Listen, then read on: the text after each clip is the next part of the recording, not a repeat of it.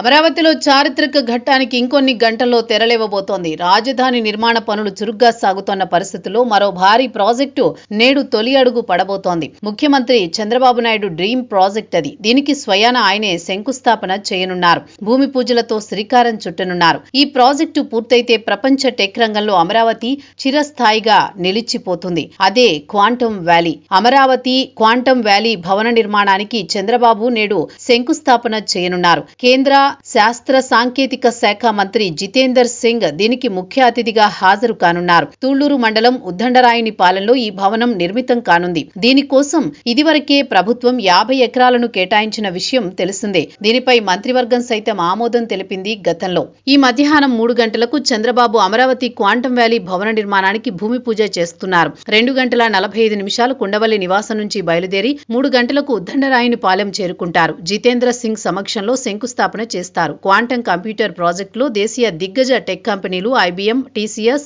ఎల్ఎన్టీకి కీలకంగా వ్యవహరిస్తున్నాయి. వీటితో ప్రభుత్వం ఒప్పందాన్ని కుదుర్చుకుంది. అమరావతి క్వాంటమ్ వ్యాలీ లోగో ఆవిష్కరణ, విజేతలకు బహుమతి ప్రకటించడం, ఐబీఎం, టీసీఎస్ క్వాంటమ్ క్లౌడ్ సేవల ప్రారంభం వంటివి ఈ వేడుకలో ముఖ్యాంశాలుగా నిలవనున్నాయి. అలాగే ఈ నగరంలో అవగాహన ఒప్పందాలు కుదుర్చుకున్నాయి. IBM, TCS quantum innovation centre, quantum talent hub, SRM university quantum reference facility వంటి సంస్థాగత సహకారాలు అధికారికంగా ప్రారంభమవుతాయి.